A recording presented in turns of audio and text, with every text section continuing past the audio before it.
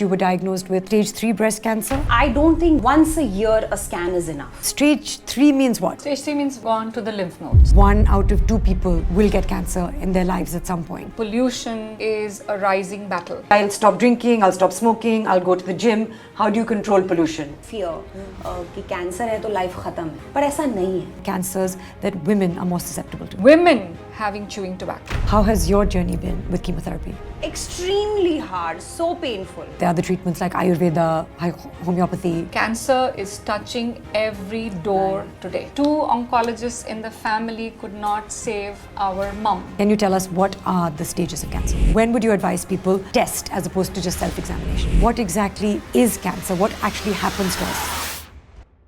Even if it's not treatable, even if it's manageable, तो manage करेंगे बाबा. हाँ, manage करेंगे और जिएंगे. What's the big deal?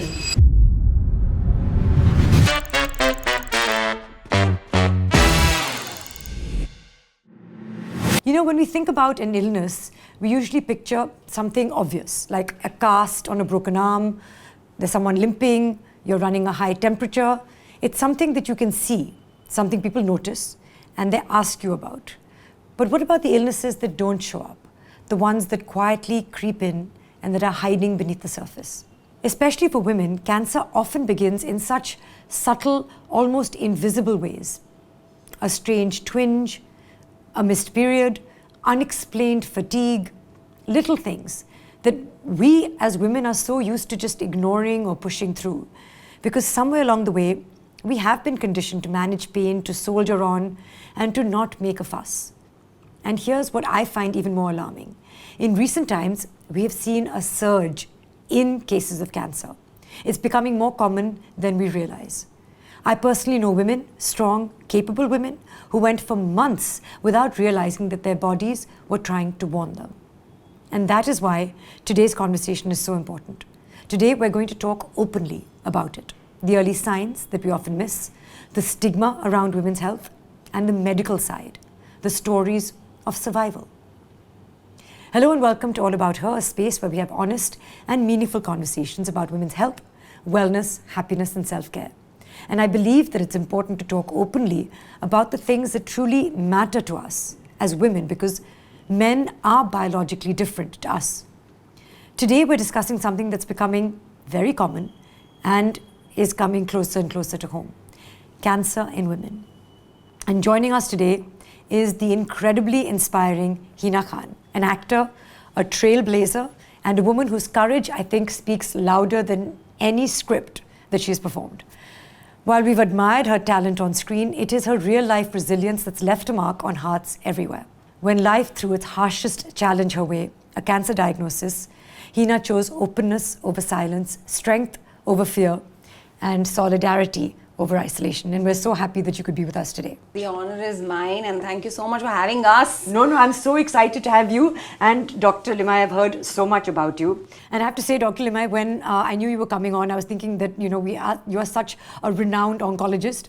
I was really thinking that, we were going to have someone who was very old. But, and then I saw you and I was I know, she dresses so well. And Every so glamorous. time in the hospital, I tell her, you are looking so nice. Yes. But it's, as I said, but let me introduce you first Yes. before I start Yes, chatting yes, with you. yes. We also have Dr. Sewanti Limaye, a leading oncologist, researcher, and one of the most respected names in the field of cancer care in India. With years of experience guiding women through one of the toughest phases of their lives, Dr. Limaye brings not just medical expertise, but a deep empathy and an understanding to every story, every patient she touches.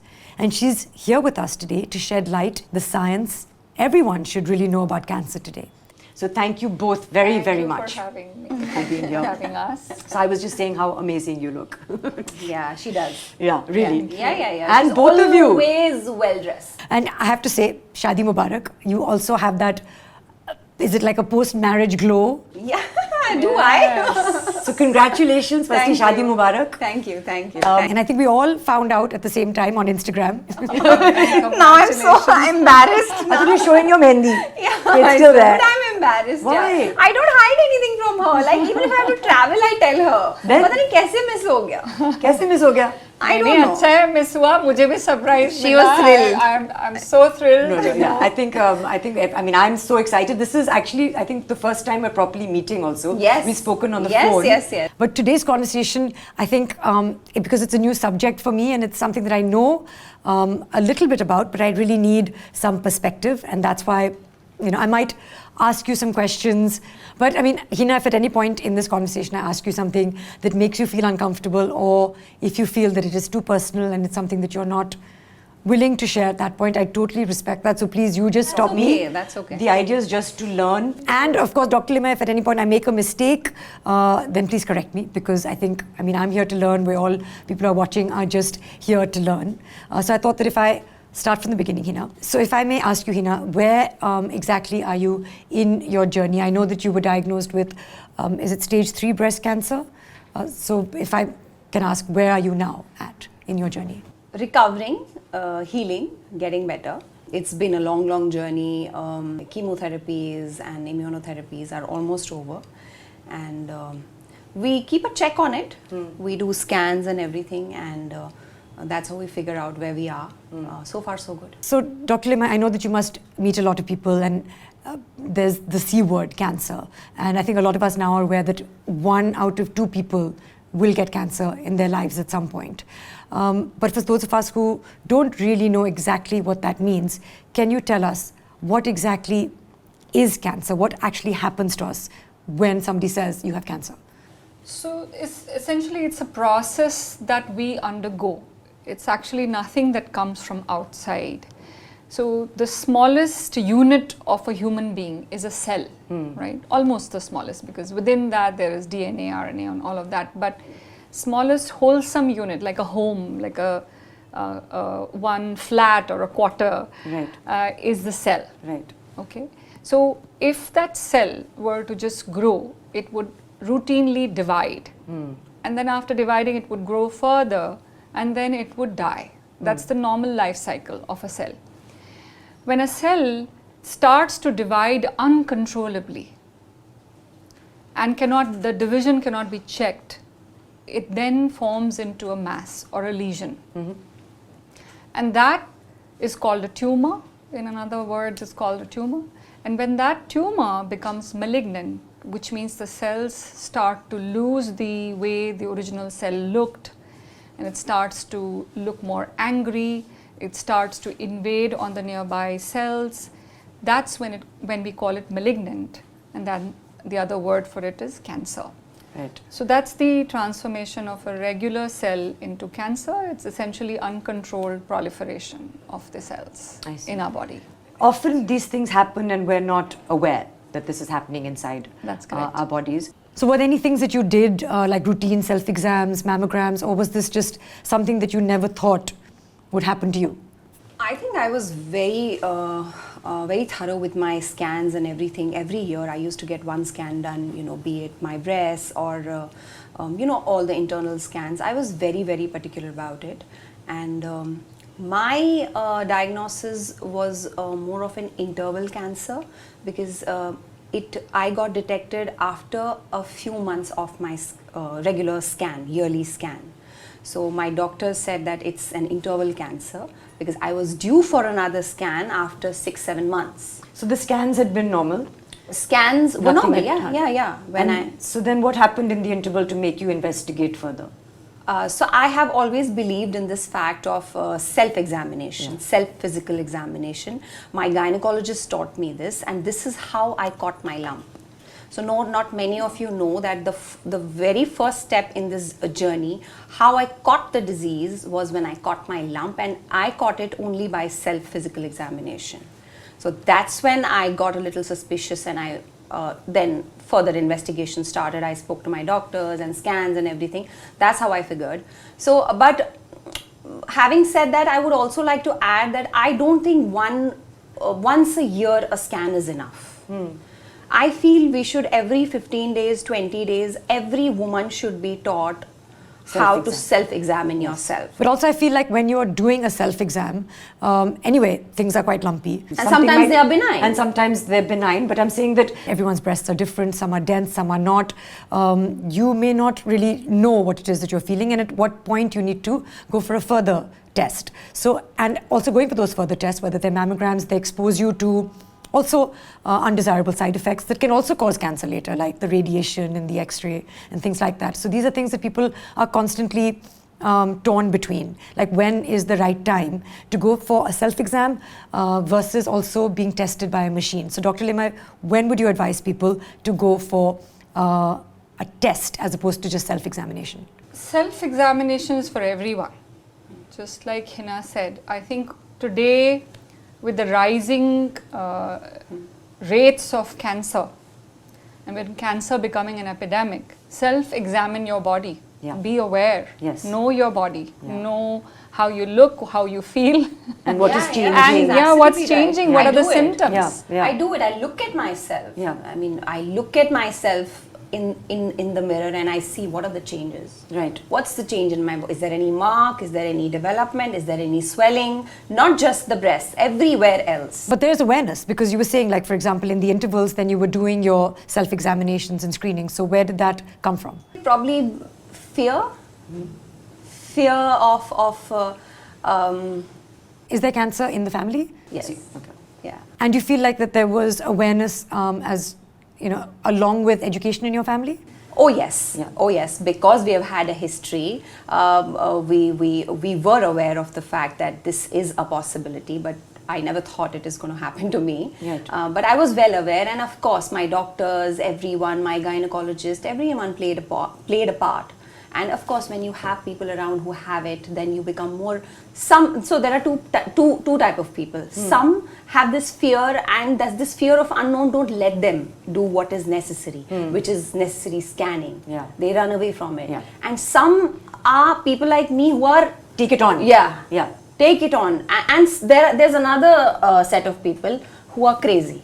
And what who do will they go do? for scans every week. Yeah. Yeah, there are such people Yeah. too. Yeah. Yeah, I'm sure. So actually in today's times, we don't have to be a hypochondriac, we can't be running for scans every other week, but we have to be paranoid, I think, because the way cancer rates are rising, I think the paranoids will survive. Those who are second guessing, we have to be second guessing ourselves, we have to really be watching ourselves, we have to watch.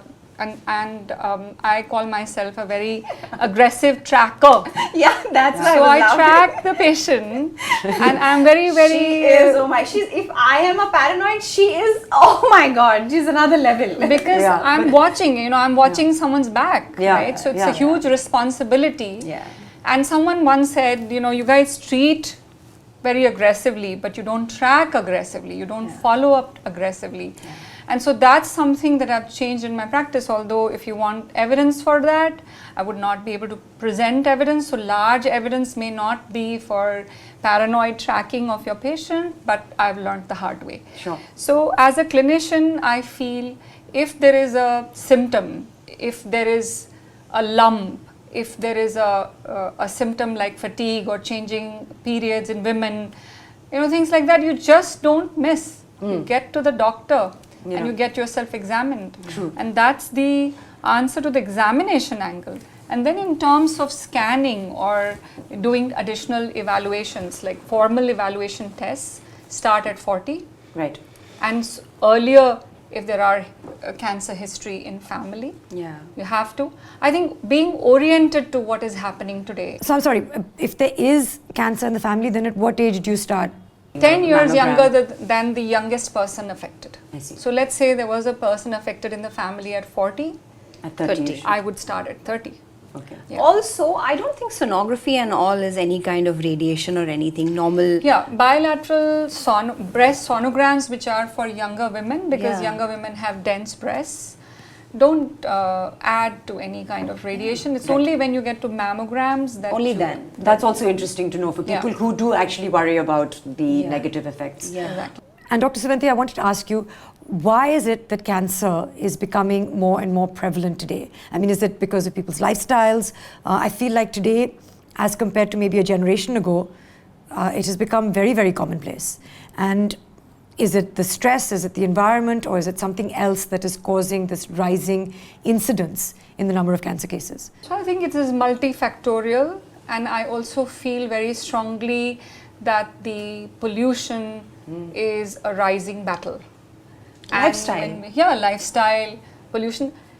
But lifestyle, I feel like, okay, people feel, okay, I'll stop drinking, I'll stop smoking, I'll go to the gym. How do you control pollution? Yeah, You know? exactly. So when people say, okay, I'm going out for a run, Yeah. you know, that's such a dichotomy now. You know, when do you tell them to go for that run? I actually read in the winter that you should not, because I mean, you know, we know in a city like Mumbai, in December and January, the AQI goes through the roof. So it's actually negative. You think you're doing something healthy to your body by going for a morning walk, and you're much better off just sitting at home. So things have changed. I think we have environmental pollution really contributing in a very big way to cancer causation.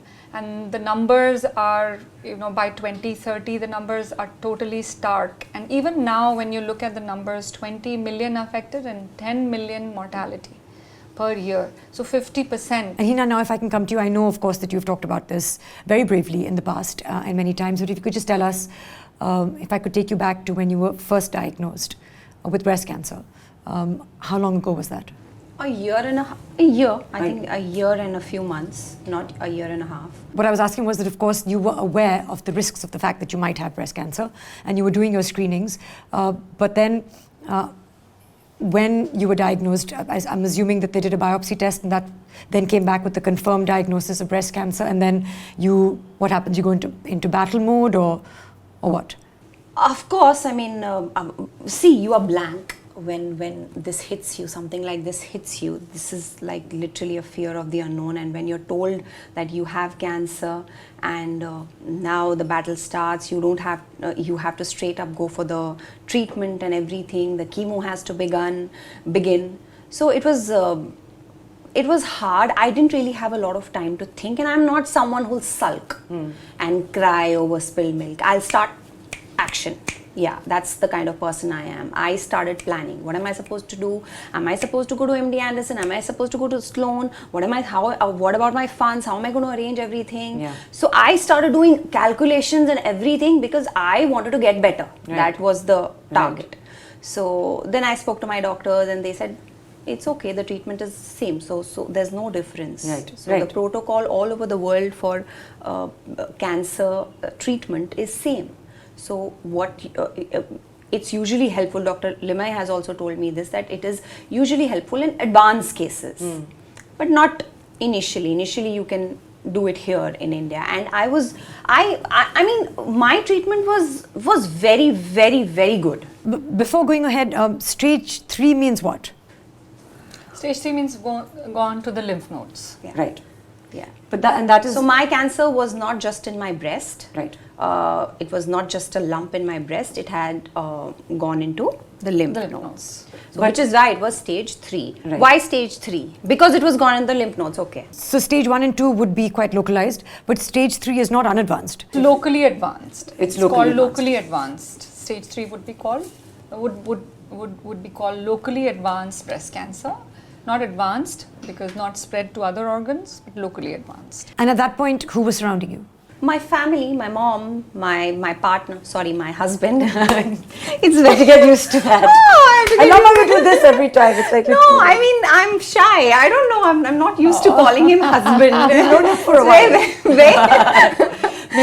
Yeah, no. He was around. He has not even flinched. He's been there with me, and she knows. Yes. So he was there, and my family was there. My mother was my biggest support. So yeah, my friends, everyone was there. Yeah. Everyone, and so much love. My fans, people all across the globe have sent me so many good wishes and love. I can't even begin to tell you. I know, but that decision to share your journey, your diagnosis publicly, was that difficult for you? I didn't have any hidden intention that I have to tell the people I'm diagnosed.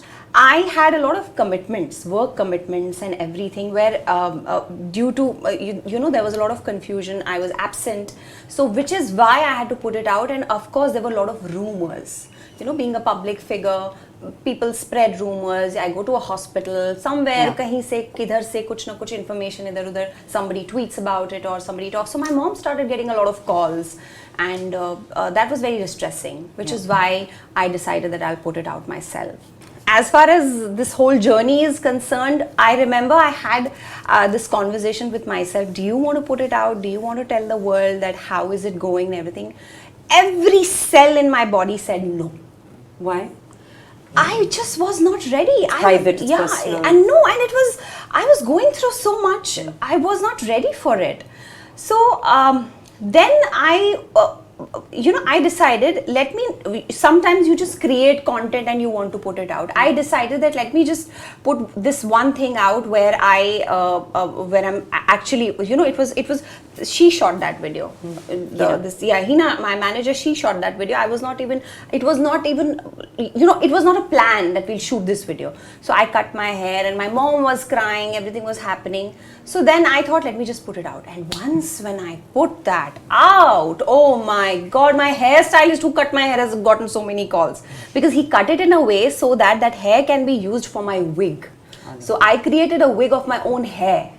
Wow. So much information, and then I realized, oh my God, I think I should put my journey out. Yeah. I should let me, jitna bhi, whatever possible. Yes. So that's when I decided, and I put it in bits and pieces when I traveled or whatever, what am I eating, what am I doing. Very superficially, to be very honest, I've not really shared my journey too much. But I did that because I wanted people to realize, there's a lot of stigma attached to cancer, right? Lot of fear कि cancer है तो life खत्म है, right? मतलब कुछ नहीं है अभी, but ऐसा नहीं है, right? There's life. There are bad days, there are heartbreaking days, but there are a lot of good days. So I wanted to normalize this fact that guys, there's life, there's a lot to do. You can travel, you can spend time with your family, and I did everything. Yeah. Like the whole world knows, I did everything during my treatment, during my chemotherapy. Yes. So there were a lot of ifs and buts as well. That how did she do that? But I did it. Yeah.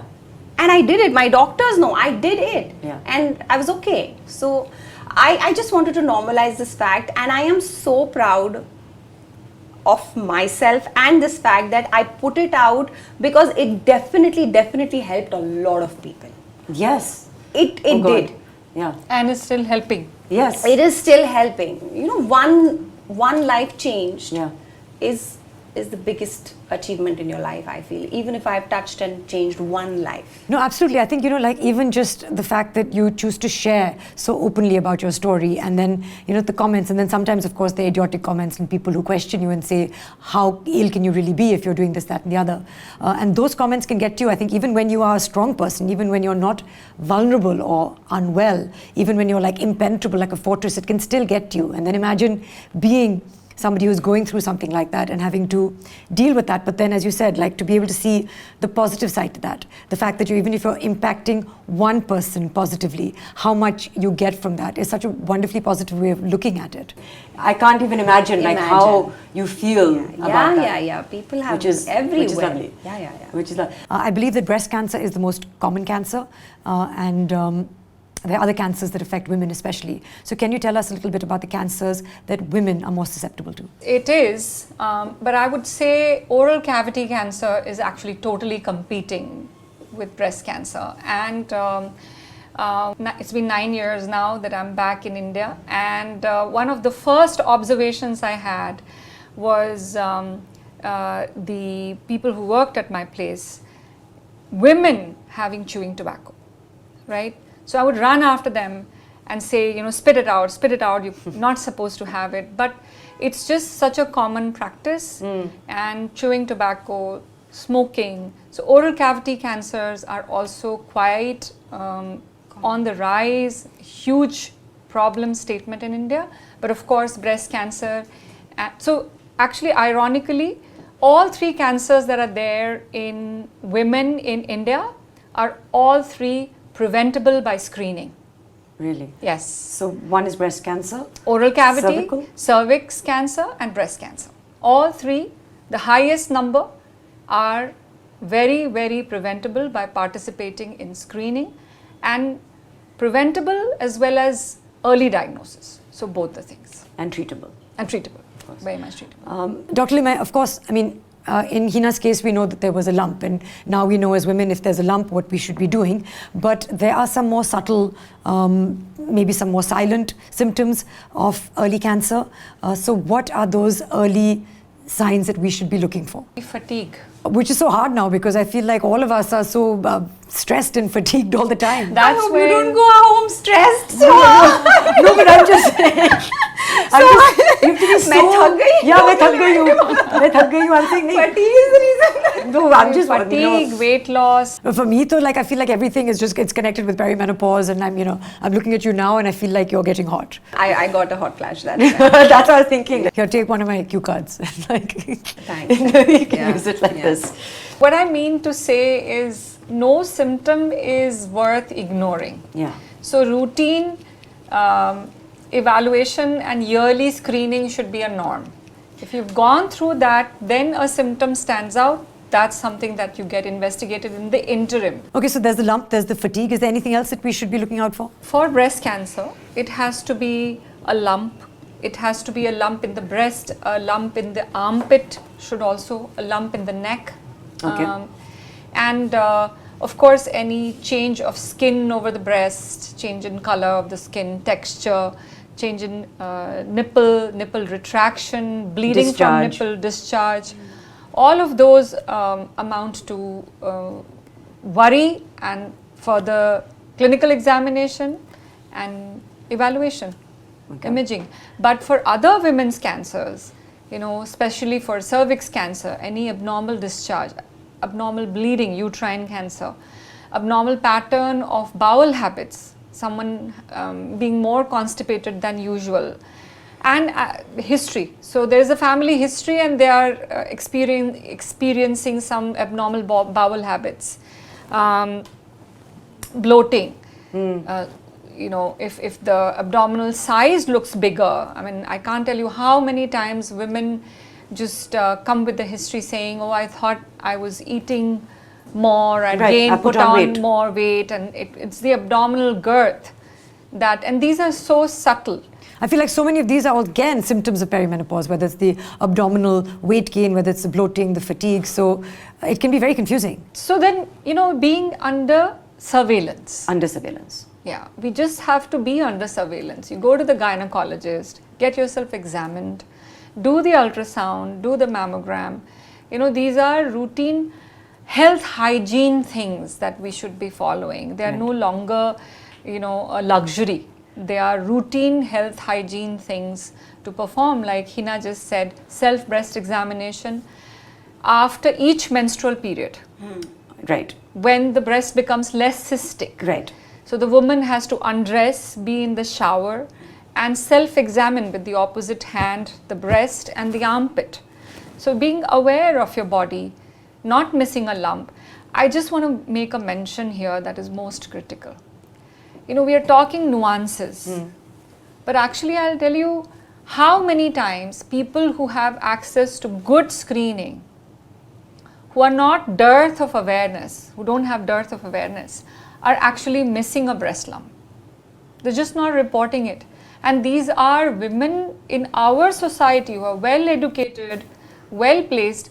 When we talk about screening, and I've said this time and again, we think of a bus where we are going to go to a rural place and we're going to woo all these women into the bus and do the mammogram and the pap smear. But what about us? All of us in the room. Metros, Yeah. In the metros, people who are able, who are aware, who are, who have the finances, who have the insurance many times. I feel that's also like, just when you find a lump, you just want to go into a state of denial, or like, this is not happening, it's not a lump, it's not me, it's not cancer. And it's that fear of the diagnosis. In cancer, I've realized, whoever I've spoken to, sorry to cut you not at off. all. Absolutely. It's the fear of the treatment, then the disease, then the diagnosis. Yeah. Yes. Yes, it's true. No, and also I think that, usually when people hear cancer, they immediately equate it to something that is terminal, something for which there's no cure. Yeah. I would like you to shed a little bit of light on, especially with the advancements in medical science and technology, what are the treatments that exist? Yes. So I'll come to that in a second. I just want to make a mention of something that I've heard from Hina one of the first times we met. She said, discrimination and stigma. So she used these two words and she said, cancer does not discriminate. Yeah. We think of it as a stigma. We change the channel when there is a topic on cancer being discussed because we discriminate. Right. We discriminate against cancer. We say, this is not going to happen to me. Right. Let's go to the next channel, right? But that's not the right fact. Right. Cancer is touching every door today. It is an epidemic and we have to really know this, accept this fact and guard against it. Right. And then to answer your question in terms of curability, if we talk about early stage cancer, especially stage 1, stage 2, most certainly curable, very high cure rates. When we get into locally advanced of any kind of cancer, stage 3, and I'm generalizing, but any cancer that is stage 3 will be slightly difficult to cure, but still potentially curable. So get to the doctor fast, just as Hina did, and her treatment was started right away. That's the urgency when there is a locally advanced disease. And then of course, if someone gets diagnosed with advanced disease, do not lose hope. Right. The reality is 2/3 of cancers worldwide, unfortunately, are getting diagnosed in advanced stages. So do not lose hope, get to the right center, right doctor, cross-check, no harm cross-checking. We go to 3 stores before we buy a TV. Yeah. Taking some differences in opinions are also there. So we Yes. have to take second opinions, third opinions. Go to the right people, go to the right center. Right. Don't get confused. Right. Dr. Limaye, you mentioned the stages of cancer. For those of us who may not know, can you tell us what are the stages of cancer? So mostly when the cancer is localized and hasn't spread anywhere, has not traveled outside of that organ, it's either stage 1 or stage 2. When we deal with stage 1 and stage 2 of any kind of cancer, the survival rates are upwards of 75-80%. When we talk about cancer spreading locally, it may be because of a large tumor, or it may be because of the cancer cells traveling outside of that organ to what we call lymph nodes, Right. or to other organ systems. When it goes to other organ systems, it's advanced cancer, stage 4 cancer. When it goes to just the lymph nodes, it's mostly stage 3 for most disease systems. Sometimes even lymph nodes would make a cancer into stage 2, not yet stage 3. It is all dependent on the classification. It's called TNM classification, tumor, nodes, metastasis. Okay. So with that, stage 1, stage 2, mostly localized, stage 3 with lymph node or large tumor, and stage 4 went beyond to other organ systems. And of course, in Hina's case, there was cancer in the family. So is it true to say that cancer can be hereditary or in the genes, or is it other factors like lifestyle and stress and environment that can contribute to getting cancer? Yes, for sure. So if someone has cancer, does not mean that they will spread it to their children, they'll pass it on to their children for sure. There are only 10 to 20% of cancers that are passed on in families. The rest, 80%, are sporadic, what we call sporadic. And when patients ask us what was the cause, mostly we actually don't know. No. So the true answer to that is it could be anything in terms of carcinogenesis. We don't know what exactly led to causing that cancer in 80% of people. Also, I wanted to ask you, Hina, because you spoke about the fact that there was some attention given to the finances behind this. So, for example, when you were diagnosed with cancer, you felt comfortable getting treatment in India. I feel like a lot of people feel like, if they go abroad, if they go to America, then perhaps they will fare better, perhaps they will get access to better treatment options. So how much truth is there to that, and how much attention did you take when it came to thinking about insurance, thinking about putting some kind of money aside for treatment? Honestly, in my case, I hardly had any insurance because as we just don't think of all these things. I used to get my regular scans done, but I never thought of this side. Okay, now I tell people, whoever I meet, the first thing I tell them is please get your very good, जितना आप करा सकते हैं, please get it done. और also normal insurance में coverage इतना होता ही है, right? होता है, but there are a lot of treatments जो cover नहीं होते हैं. Right. तो it depends. आपने सोचा ही नहीं medical insurance के बारे में? I did not really think of it, and I had very little. Right. So somehow I managed with it. But the basic treatment is available everywhere, and I'll tell you one thing, Soha. I realized it from my journey. No matter how much money you have, what all you do, people have seen this. My doctor has also told me, लोग ना Tata hospital में treatment लेते हैं, footpath पे सोते हैं, सुबह बस पकड़ते हैं और घर जाते हैं और ठीक हो जाते हैं. Right. Trust me. तो ट्रीटमेंट एक ही है, ट्रीटमेंट एक ही है. Right. एडवांस स्टेजेस में ट्रीटमेंट थोड़ा सा of course it's a bit more expensive, and over there of course the financial planning and everything comes in the picture. Right. For me, I somehow could manage it with the insurance and rest of the savings and everything, but of course in advanced stages you do need that financial planning. But otherwise basic जो है वो it's the same, the protocol is same, and जिसको ठीक होना है वो ठीक हो जाता है. My friend Ninna likes to ask a question in every episode that we do, and then of course our expert or our guest proves her right or wrong. And her question was that basically cancer treatment is unaffordable. And I think, Hina, you've already answered that question by saying that, of course, especially with early detection, there is access to good medical treatment without having to spend large amounts of money. But can you tell us what are the insurance options, what are the financial package options available for people in India if, God forbid, they have to go into this? More power to Hina, and really truly commendable her journey and the way she faced her disease head on, her treatment head on. She is a very strong personality who has approached this with great courage. And this is, I'm not sugarcoating anything. I first heard her speak at an event, and I've been in awe. Truly. One of the reasons why I came in the field of cancer is this kind of tenacity in the patients. This is the reason I have come in the field of cancer. I've said this not because of the science of cancer, but because of the spirit of oncology. So that's the spirit with which we have to face it. Those treatment options are available. However, I will want to outline this, that India needs to improve. India needs significant improvement for cancer treatment of the masses.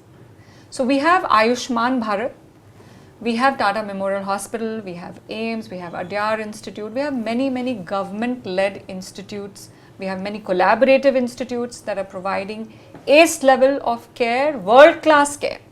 But these systems are stretched. And slow. And sometimes time is a factor. A resource-limited nation and a 1.5 billion population. We are a stretched facility. When we talk about cancer care facilities, we just are so stretched, I can't begin to tell you. Leave alone the government centers, the collaborative centers, even private centers need to do better. So the number of patients we take care of, the doctor-patient ratio, the healthcare personnel-patient ratio is completely wrong. I mean, we need to do better in... So you said we need to do better, but what are one or two things that you feel that are lacking that we need to address? Better cancer navigation systems, we need better supportive care systems. Of course, we need the finances, but finances are there. So 100% with Hina here, where we are saying that this is the first line treatment, we have all these treatments present. But when we talk about people who are with less means, okay, they have to travel far and long to get to a cancer center. Yes. They have to leave their jobs to be able to get cancer care because they are relocated. Right. They may, a lot of this happens in male members, and that male may be the only earning member in the family. Even for women, many women contribute to the economy of their homes, and if they are traveling, they are not able to earn their daily living. How are they going to get through the treatment? Right. So all of that, and then the real fact that those who are able, those who can afford, those who are educated are also not aware enough to seek the right care, to seek the right treatment. There's so much myth, there's so much said around cancer and stigma, and people don't say the word. Yeah. They really. People just don't say the word, doc, I don't want to let my parent know that they have the C. It's as if you talk about it, you might get it. Yeah. Manifestation. Right. Or, just the fear of the word and what it could mean. Cancer and mortality has been so ingrained in people's minds that if they tell the parent that the parent who's elderly may just succumb to the illness and not come to be cared for. So I think there's a lacuna. There's a huge lacuna, huge length to be covered. And one thing that we are grossly short, which I'm trying very hard, but I haven't really had a breakthrough, is with regards to research and trials. So cancer drugs, all novel drugs, are initially available only as a part of clinical trial. That's how the drug development happens. Right. If you don't have the trials in India early on, you will only get the drug, access to the drug 10 years later. Understood.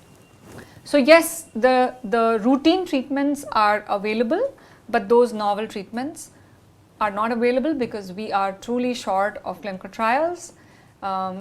Across the nation, many thought leaders are really fighting this through. I've just been watching you guys over the conversation, and I can see how close you've become and how much perhaps Hina you've lent on Dr. Limaye. And I think finding the right doctor is a very personal decision. So if I may ask, how did you find Dr. Limaye? So we met at an event and we had this instant connection. Hey, that's how my parents met. At an event. And that an instant connect. Yeah, so we formed this instant connect. I think warm and substantial enough for me to move to her. Absolutely. I was truly inspired by her talk. It was just so real, whatever she was talking. I think that was the first time you had spoken at an event. Yeah, that was the first time. After her Really? After my diagnosis, yeah. Was that hard for you? Oh yes, it was very hard. I in fact broke down. It was very hard. But I want to talk a bit about this lady sitting over here. She's, when I met her, I told her that I want to switch and I want to come to you and all of that. See, she has her own list of patients and she's a very busy person. I wonder how she accommodated me, and she's not just a doctor to me, she's my friend. And I'll tell you something about her. Whenever I go to her, see, people have seen the stronger side of me. Hina is very strong, they said. I have a vulnerable side. And I think सबसे ज़्यादा वो doctors ही experience करते हैं, आपकी family experience करती है. So that vulnerable side comes out in front of her, in her cabin. And that hug she gives me, that hug, that warm hug she gives me for the longest time, and where I cry and she pats me and comforts me, that is priceless. Yeah. So she's not just a doctor, and trust me, I really trust her. Yeah. She is very well aware. she's up to date with the modern medicine alternatives. She's there. She knows. She just knows everything, and I have a lot of trust in her. So she's not just a doctor. She is the name in the country right now. Absolutely. No, it's true. No, it's true. She's the name in the country. And the way she treats me, and not just me, every patient of hers, and I have a proof of that also, I'll tell you after this. Okay. The way she treats every patient is commendable. So I am so lucky to have her in my life. How do you manage to, because I mean, as you said, it's such a deeply personal thing and a connect, and that takes a lot of time and time investment. So how do you manage to do so much? So I'll tell you, I constantly feel that I'm not doing enough. And this is for most patients. And this is a true thought because as a personality, I'm very empathetic, I'm engaging, I'm also very aggressive in my treatment strategy. Yeah. I feel like we are at a battlefield and I'm a soldier serving. Yeah. You know, those kind of things I equate to, and some of them are real, some of them are dramatic. Right. But that's the life I lead. Many are aware, Hina is as well. I have fought and lost a personal battle. I lost my mum a year back.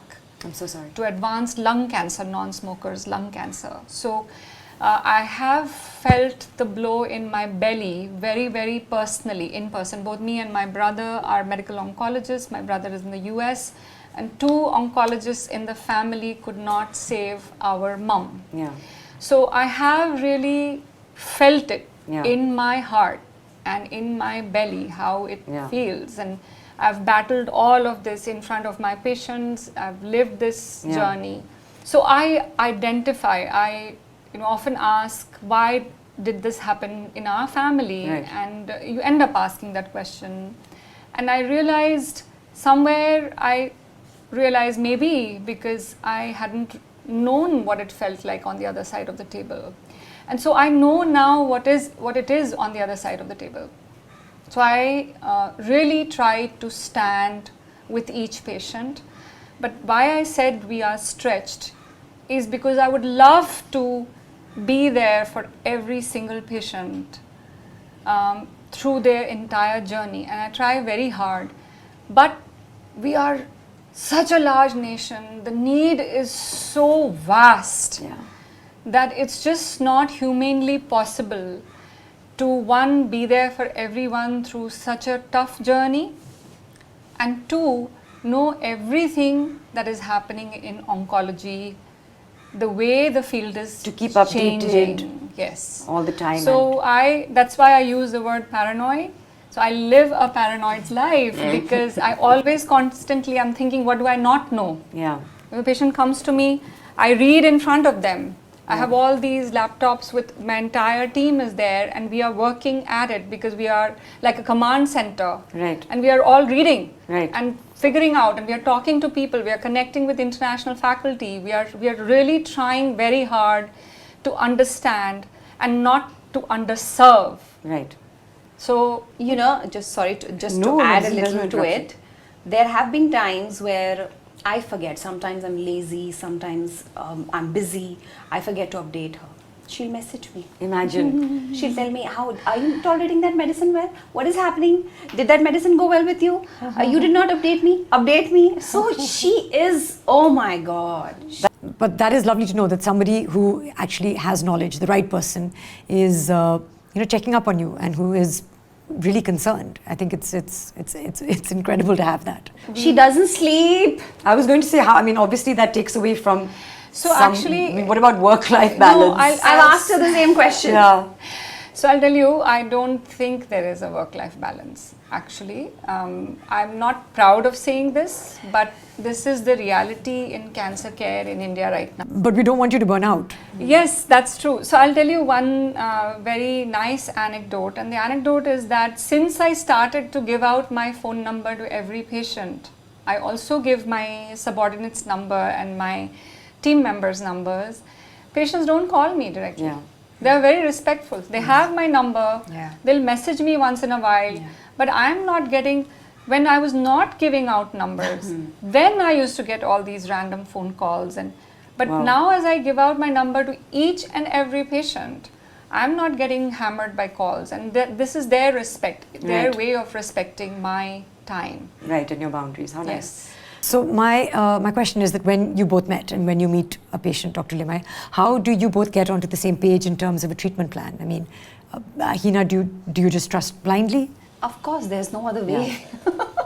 We know shit. We have to trust her. No, absolutely, but I feel like there must be so much feedback from the patients who say, I'm nervous about the treatment, I'm apprehensive about trying things, I would like to try Ayurveda, homeopathy, all these alternative treatments. So how do you manage that and make sure that you're both on the same page when it comes to treatment? In my case, I think whatever she said, I'm doing that. Yeah. Whatever she's told me. I completely, as I said, I trust her completely. And I have a very strong faith. I believe in God. She believes in God. We both have, like we literally talk about it, that let's trust that supreme power. Right. And then let's do our bit. Right. And we are doing that. To the T. Yeah. Whatever is in our hands. That Hina is a doctor's patient. Yeah. Whatever I've said, however I've guided, everything. She, her partner, her husband. Yay, you too. They followed through everything that has been recommended. Absolutely. Very, very disciplined and I think that's very important. You have to listen to your doctor. But what about people who do come to you and say that there are other treatments like Ayurveda, homeopathy? So How I do you never navigate that? condemn any treatment. I never do, because honestly, one doesn't know beyond. I know about allopathic medicine. I have very limited knowledge about Ayurveda or homeopathy. I would never condemn anything. But my argument is that in allopathic science and in frontline cancer medicine treatments, there are facts that are vetted through thousands of patients participating in clinical trials, research and published work. Right. So evidence, Right. what we call evidence-based medicine, EBM. Right. So my counter to that is, where is the EBM in other modalities? And Right. if there isn't, and you are talking about such high survival rates, especially in breast cancer, Right. with the standard of care treatment, why would I spend my energy in trying to figure out what homeopathy or Ayurvedic medicine can bring to the table? Because those modalities are still lagging behind in terms of evidence-based, evidence generation. Okay, so allopathic medicine leads to high survivals, and here I say be a follower. Right. Something that is already tried, tested, proven, the path is known, you follow the path diligently to the T and try to get to that high survival numbers. Right. 1. 2, I also say spend your energy to the youth of today. My message is spend your energy in getting to know what is the best treatment, not in countering the treatment itself. Right? In allopathic medicine also, because cancer care is so fast evolving, that the therapy may have changed. Within the last 6 months, there may have been a new addition Sure. to the way your loved one is getting treated. Roll up your sleeves, get the facts. Arm yourself with the right facts. Right. Talk to people, get second, third opinions. Get your facts together, go to the right center, right doctor, to be able to deliver the right treatment for your loved one. Don't second guess Right. the modality itself, because Right. you're wasting time. I guess that's why people keep second guessing the treatment, because the other C, which is chemotherapy, can be so brutal on the body. And that's why perhaps people opt not to have it even. And I wanted to ask you, Hina, how has your journey been with chemotherapy? It was tough. It was very tough. Those days were extremely, extremely tough. So every patient has, doctor can I think answer this better, like with every patient, sometimes from the first chemotherapy to the second chemotherapy, a gap, a break is given of a 1 week.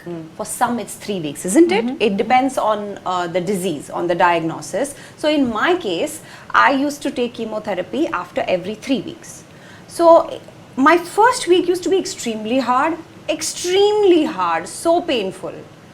What are you experiencing? It depends on the medicine you're taking. So in my case, I used to get a lot of neuropathic pain in my body, a lot of pain in my nerves.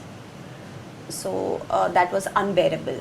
In the same part of your body or all over your body? All over my body. Like it was.